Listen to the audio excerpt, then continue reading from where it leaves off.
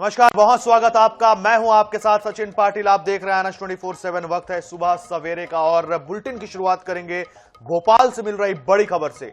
BJP संगठन में जिले प्रभारियों की हुई नियुक्तियां। 62 संगठनात्मक जिलों के जिला प्रभारी घोषित हो गए हैं। भोपाल जिले के प्रभारी बनाए गए हैं जसवंत सिंह हाड़ा। राजेश सोलंकी को मिली इंदौर की जिम्मेदारी। पूर्व सांसद आलोक संजर को जबलपुर शहर की जिम्मेदारी मिली। गोपी कृष्ण नेमा को ग्वालियर जिले की कमान सौंपी गई है। बड़ी और अहम खबर आपको बता रहे हैं, ये देखिए। बीजेपी संगठन में जिले प्रभारियों की नियुक्तियां हुई है। 62 संगठनात्मक जिलों के जिला प्रभारी घोषित कर दिए गए हैं। भोपाल जिले के प्रभारी बनाए गए हैं जसवंत सिंह हाड़ा। राजेश सोलंकी को इंदौर की जिम्मेदारी दी गई है। पूर्व सांसद आलोक संजर को जबलपुर शहर की जिम्मेदारी दी गई है। गोपी कृष्ण नेमा को ग्वालियर जिले की कमान सौंपी गई है। तो भोपाल से इस वक्त की अहम खबर, बीजेपी खेमे से बड़ी खबर आपको बता रहे हैं। देखिए, भोपाल जिले के प्रभारी बनाए गए हैं जसवंत सिंह हाड़ा।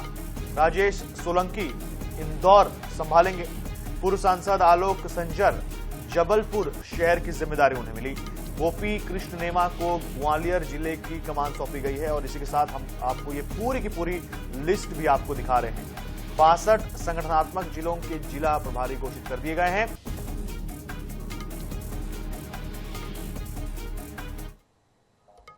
भारत और अमेरिका ने शुक्रवार को अंतरिम व्यापार समझौते यानी कि ITA का फ्रेमवर्क जारी किया है। इसके तहत भारतीय सामान पर अमेरिका का टैक्स 50% घटाकर 18% कर दिया गया है। रूस से तेल खरीदने को लेकर भारत पर लगाया गया 25% अतिरिक्त टैक्स भी हटा लिया गया है। दोनों देशों ने कहा कि इस फ्रेमवर्क को जल्द लागू किया जाएगा और व्यापक द्विपक्षीय व्यापार समझौते यानी कि BTA की दिशा में बातचीत आगे बढ़ेगी। भारत अमेरिका के संयुक्त बयान के मुताबिक ये फ्रेमवर्क 13 फरवरी 2025 को शुरू हुई भारत अमेरिका BTA वार्ता को आगे बढ़ाएगा। इस समझौते में आगे चलकर बाजार पहुंच, सप्लाई चेन को मजबूत करने और ट्रेड बैरियर कम करने जैसे प्रावधान शामिल होंगे। इसके तहत भारत अमेरिकी औद्योगिक वस्तुओं पर सभी टैरिफ खत्म या कम करेगा। कॉमर्स मिनिस्टर पीयूष गोयल ने कहा कि यह समझौता भारतीय निर्यातकों के लिए $30 ट्रिलियन यानी लगभग 27.18 लाख करोड़ रुपए के बाजार को खोलेगा। उनके मुताबिक MSME, किसान और मछुआरे सबसे बड़े लाभार्थी होंगे और इससे महिलाओं और युवाओं के लिए लाखों नए रोजगार पैदा होने की उम्मीद है।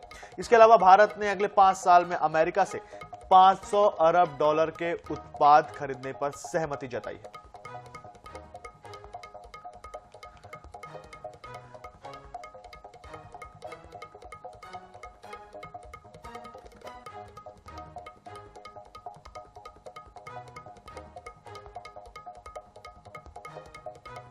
प्रधानमंत्री नरेंद्र मोदी मलेशिया के 2 दिनों के दौरे पर हैं। उन्होंने शनिवार को कुआलालंपुर में भारतीय समुदाय को संबोधित किया। इस दौरान उन्होंने कहा कि मलेशिया में भारत के लिए प्यार और सम्मान है। ऐसा स्वागत भारत याद रखेगा। पीएम मोदी ने कहा कि आज हम प्रगति में एक दूसरे के साथ हैं। भारत और मलेशिया की साझा विरासत है। प्रधानमंत्री नरेंद्र मोदी की 2 दिवसीय मलेशिया यात्रा वैश्विक रक्षा मंच पर भारत के बढ़ते कद का प्रमाण है। ये दौरा महज एक कूटनीतिक मुलाकात नहीं बल्कि भारत के हथियार आयातक से सक्षम निर्यातक बनने की दिशा में एक बड़ा मील का पत्थर है। इस यात्रा का मुख्य आकर्षण हिंदुस्तान एरोनॉटिक्स लिमिटेड HAL का डॉर्नियर DO-228 विमान है। दरअसल मलेशिया को अपनी लंबी तट रेखा की सुरक्षा और समुद्री निगरानी के लिए एक किफायती और आधुनिक विमान की जरूरत थी, जहां मेड इन इंडिया डॉर्नियर अपनी बेहतरीन खूबियों के कारण पहली पसंद बनकर उभरा है। पीएम मोदी की मौजूदगी में इस रक्षा सौदे पर मुहर लगने की पूरी संभावना है। पीएम मोदी को रिसीव करने मलेशिया के प्रधानमंत्री अनवर इब्राहिम एयरपोर्ट पहुंचे थे, जहां दोनों ही प्रधानमंत्री एक कार में सवार हुए। इसके साथ ही एक बार फिर पीएम मोदी की कार डिप्लोमेसी चर्चा में आ गई।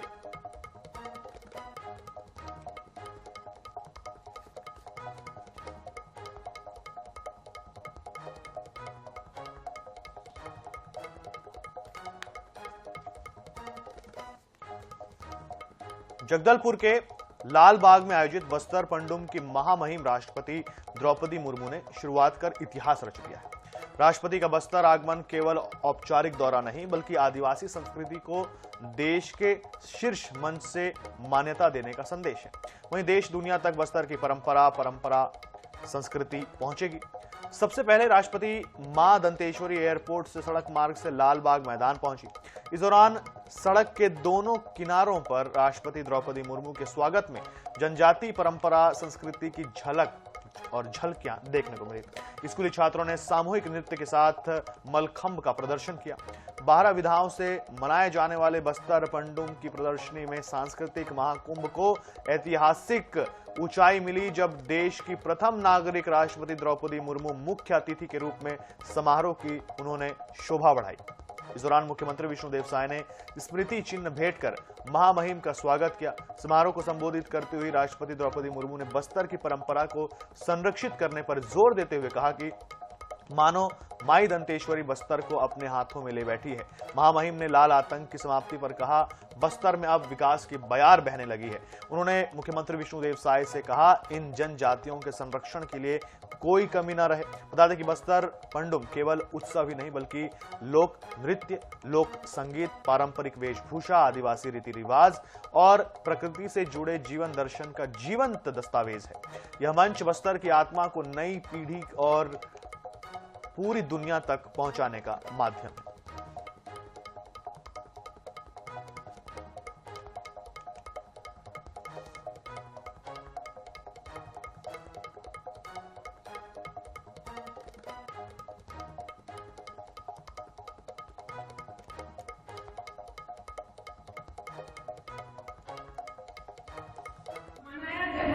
जाता था, लेकिन वो ऐसे नहीं है। एक भव्यता को कोई देखे कि मुझे लगता है ये भारतवर्ष में ये छत्तीसगढ़ एक ऐसे राज्य है जहाँ भव्यता से परिपूर्ण, संस्कृति से परिपूर्ण। छत्तीसगढ़ आदिवासी जनता के से परिपूर्ण है। आदिवासियों का संस्कृति अनमोल है। ये बहुत पुराना है लेकिन बहुत मीठा है, क्योंकि आदिवासी कभी सिंगल टेस्ट नहीं करते।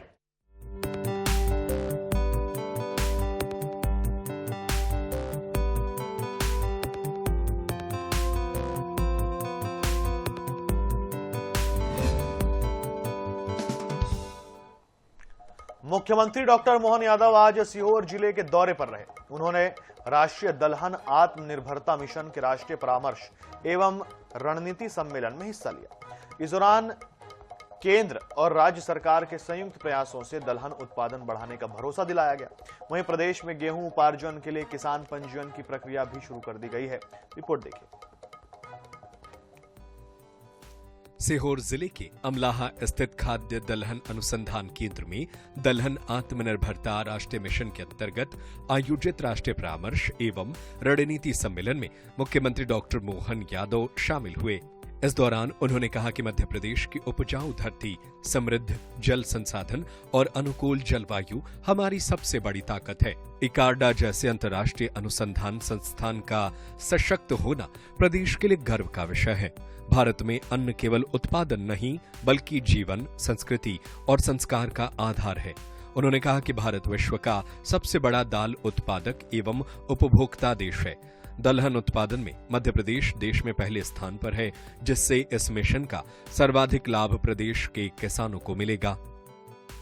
जब हमारा मध्य प्रदेश सभी प्रकार के फसल उत्पादन में गेहूं, सोयाबीन, सभी प्रकार की दालें, सब्जियां सब क्षेत्रों में नंबर 1 और नंबर 2 के स्थान पर पूरे देश में है, लेकिन किसानों के सारे हित को जो सुरक्षित रखा भारतीय किसानों को, मध्य प्रदेश के किसानों को, सच में हम तो अपने गांव-गांव, गली-गली, मोहल्ले-मोहल्ले हर राज्य में अब ये उत्सव का मौका है जब हमारे इन सारे हितों की रक्षा करते हुए भारत सरकार देश को आगे बढ़ा रही है। राज्य में सभी राज्यों से आए हुए सभी मंत्रियों को भी मैं अभिनंदन करता हूं। अभिनंदन के साथ वो जब उनको समय मिले हमारे किसानों के खेतों में जाए, रास्ते में खेत पड़ रहे किसानों के द्वारा जो फसल उत्पादन करने की जो अद्भुत छटा दिख रही है, वो मध्य प्रदेश की प्रगति को अपनी आंखों के माध्यम से, अपने अनुभव से सीखे और सच में नई टेक्नोलॉजी के बलबूते पर दाल समृद्धि का ये जो संकल्प है निश्चित रूप से पूरा होगा। सशक्त किसान से ही समृद्ध मध्य प्रदेश का निर्माण होगा। इस संकल्प के साथ मध्य प्रदेश सरकार आगे बढ़ रही है। प्रदेश में न्यूनतम समर्थन मूल्य पर गेहूं उपार्जन के लिए किसान पंजीयन का काम आरंभ हो चुका है। किसान पंजीयन की अंतिम तिथि 7 मार्च 2026 है। अन्नदाताओं की सुविधा के लिए राज्य भर में 3186 किसान पंजीयन केंद्र बनाए गए हैं। इसके अलावा मुख्यमंत्री डॉक्टर मोहन यादव ने कूनो राष्ट्रीय उद्यान के चीता परिवार में 5 शावकों के जन्म पर हर्ष व्यक्त किया है। Bureau report, INH news, Bhopal.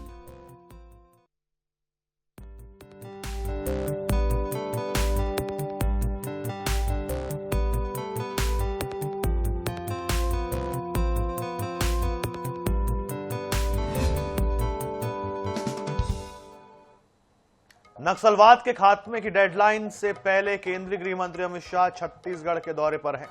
उनके दौरे के दूसरे दिन आज नक्सलवाद पर बड़ी रणनीतिक बैठक होगी, तो वहीं 9 फरवरी को वह बस्तर पंडुम के समापन में हिस्सा लेंगे।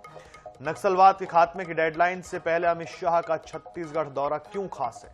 शाह के दौरे को लेकर क्यों सियासत हो रही है? रिपोर्ट में देखिए। छत्तीसगढ़ समेत देश भर से नक्सलवाद के खात्मे की डेडलाइन में अब 50 दिन का समय शेष है।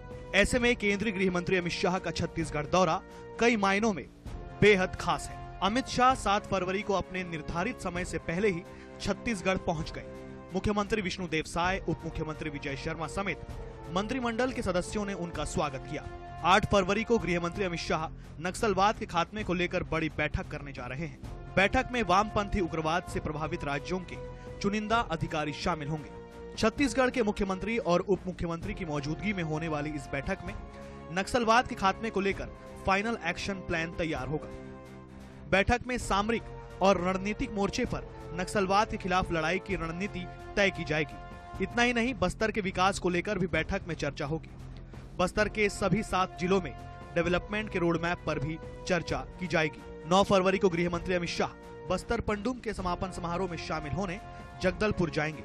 जगदलपुर में वे स्थानीय जनप्रतिनिधियों से बातचीत करेंगे, सुरक्षा बलों के अधिकारियों से भेंट करेंगे। इस तरह अमित शाह का 3 दिनों का दौरा कई लिहाज से बेहद खास है। लेकिन इस दौरे पर राजनीति भी खूब हो रही है। कांग्रेस जहां अमित शाह के लगातार छत्तीसगढ़ दौरे पर सवाल उठा रही है, वहीं भाजपा के नेता अमित शाह के दौरे को नक्सलवाद की खात्मे के लिहाज से बेहद महत्वपूर्ण बता रहे हैं। माननीय केंद्रीय गृह मंत्री अमित शाह जी अभी बस्तर पंडुम में सम्मिलित होने आ रहे हैं और आज उनके आगमन के बाद कल दिन भर की बैठकें हैं। आज अगर देश में 2 सबसे बड़ी समस्याएं हैं तो आतंकवाद है और नक्सलवाद है, और उन्होंने ये ठाना है माननीय मोदी जी के नेतृत्व में कि हमको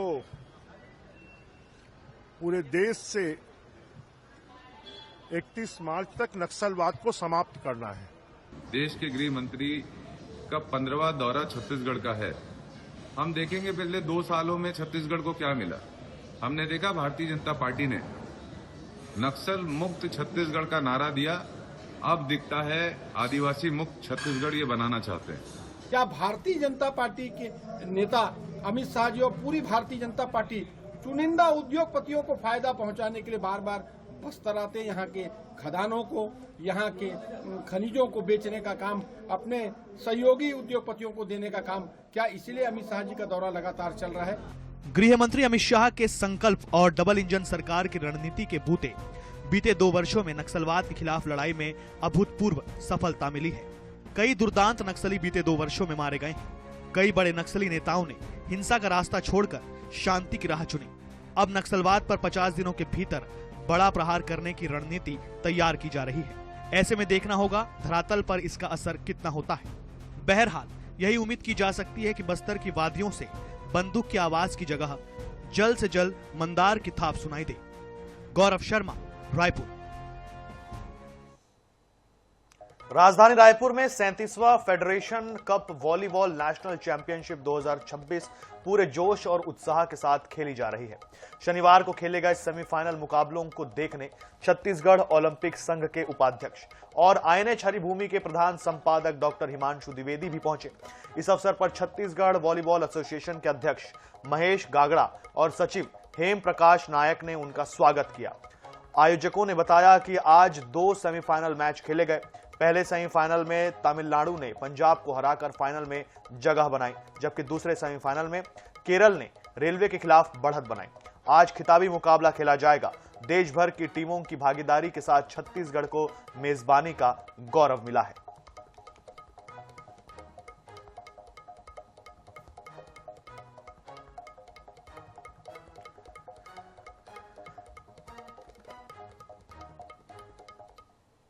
ये हमारे प्रदेश के लिए सौभाग्य की बात है कि माननीय मुख्यमंत्री विष्णुदेव साय जी इस मैच का उद्घाटन किए। उसके बाद लगातार मैच चल रहा है। आज मैच अंतिम चरण की ओर जा रहा है। जब पहला सेमीफाइनल पंजाब और तमिलनाडु के बीच खेला जा रहा है और दूसरा केरला और रेलवे के बीच खेला जाएगा और कल फाइनल होना है। 10 टीम इसमें पुरुष वर्ग से है। जो 8 क्वार्टर फाइनलिस्ट जो टीम होती है नेशनल में, वो टीमें हैं, प्लस एक इंडियन यूनिवर्सिटी और हमारा छत्तीसगढ़ होस्ट होने के नाते पार्टिसिपेट किए इसमें बॉयज़ में। और गर्ल्स में 4 टीमें, जो सेमीफाइनलिस्ट जो टीम है वो है, एक इंडियन यूनिवर्सिटी की गर्ल्स टीम है और एक हमारी छत्तीसगढ़ की गर्ल्स टीम है। तो टोटल 6 टीमें, 10 से 16 टीमों ने पार्टिसिपेट किया यहाँ पे। भारतीय जनता पार्टी केंद्रीय बजट 2026-27 को लेकर देश भर में अभियान चलाकर बजट की खूबियां गिना रही है। इसी कड़ी में भाजपा ग्वालियर महानगर इकाई ने पत्रकार वार्ता की। मीडिया से चर्चा में सांसद और भाजपा किसान मोर्चा के राष्ट्रीय अध्यक्ष राजकुमार चाहर ने सवालों का जवाब दिया। भारत और यूएस के बीच ट्रेड डील पर चाहर ने कहा, किसानों पर कोई संकट नहीं है। वाणिज्य मंत्री पीयूष गोयल इस बारे में अपना बयान दे चुके हैं। ग्वालियर में किसानों की जमीन कब्जे के सवाल पर उन्होंने कहा, जिला प्रशासन और हमारे नेता नजर रखे हुए हैं। सांसद चाहर ने केंद्रीय बजट की उपलब्धियां गिनाते हुए कहा कि 2014 से पहले कांग्रेस काल में कृषि बजट 25,000 करोड़ था, जो बढ़कर 1 करोड़ 35 लाख तक पहुंच गया है। माफ करिए, 1.35 लाख करोड़ तक पहुंच गया है। 2014 से पहले कृषि का जो बजट था कांग्रेस की सरकार में, वो 25,000 करोड़ था। आज वही कृषि का बजट 1,35,000 करोड़ और 1,50,000 करोड़ तक पहुंच गया है। प्रधानमंत्री किसान सम्मान निधि देना, प्रधानमंत्री ग्रामीण सड़क योजना की सड़कें बनाना, ड्रिप इरिगेशन के द्वारा ग्रामीणों की सिंचाई के लिए देना, यूरिया और डीएपी पे अनुदान की मात्रा बढ़ा देना, अनेक फसल बीमा से आदि लेके अनेक प्रकार की योजनाएं। और किसान भी डिजिटल क्षेत्र में आगे बढ़े, उसको घर बैठे मौसम की जानकारी मिल जाए। अलग अलग सेक्टर में किसान के लिए अनेक प्रकार के काम मोदी जी ने करने का काम किया है।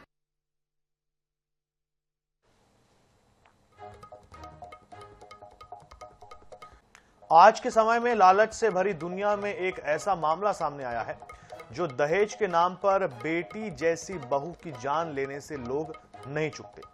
ऐसे में भिंड जिले में बहू नहीं बेटी चाहिए का संदेश चर्चा का विषय बना हुआ है। 2 खानदान की घूरी बहू के रूप में बेटी पाकर एक परिवार इतना खुश हुआ कि 51 लाख रुपए की लगुन राशि लौटा दी। केवल 1 रुपया और नारियल लेकर पिता ने बेटे की शगुन स्वीकार की। दूल्हे के पिता ने कहा, मुझे बहू नहीं बेटी चाहिए।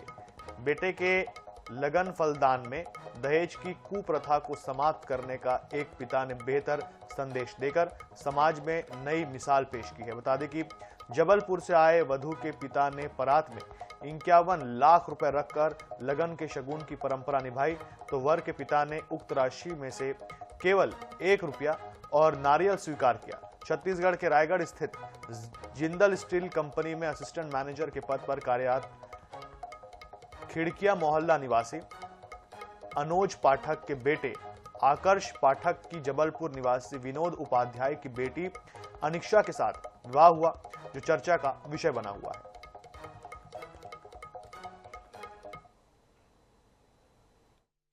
या मैंने ऐसा सोच रहा कि हर आदमी, क्योंकि ईश्वर की कृपा से हर आदमी आने में संकोच करता है कि भाई मेरी क्षमता मोटरसाइकिल देने की है और बच्चियों के ममसू से 4 व्हीलर न मांगे, इसलिए अच्छी बच्चियां जिनके यहाँ है, क्वालिफाइड बच्चियां हैं, बहुत अच्छे संस्कार वाले लोग हैं, वो बेचारे संकोच बस हमसे संपर्क नहीं कर पाते थे। अपने बेटे की शादी में ऐसा नहीं हुआ, ऐसा सोच मेरी थी, ऐसा मैं संकल्प मैंने कर लिया था। जब पैसे आपने वापस किए, जब मैंने पैसे वापस किए तो वो 11 लाख रुपए 40 लाख रुपए के चेक उन्होंने दिया। मैसेज ये है कि भाई मध्यम वर्ग की लड़कियां अच्छे पढ़ लिख जाती हैं, तो दहेज के चक्कर में अच्छे लड़कों के यहाँ उनकी शादी नहीं हो पाती। बहुत से दहेज लोभी व्यक्ति उनसे पैसे की डिमांड करते हैं, अब उनकी आर्थिक स्थिति नहीं है कि वो पैसे नहीं दे पाते, तो वो लड़कियां अच्छे घर में। और इसी के साथ इस बुलेटिन में इतना ही। देश और दुनिया से जुड़े रहने के लिए देखते रहिए आनंद 24/7। मुझे दीजिए इजाजत, नमस्कार।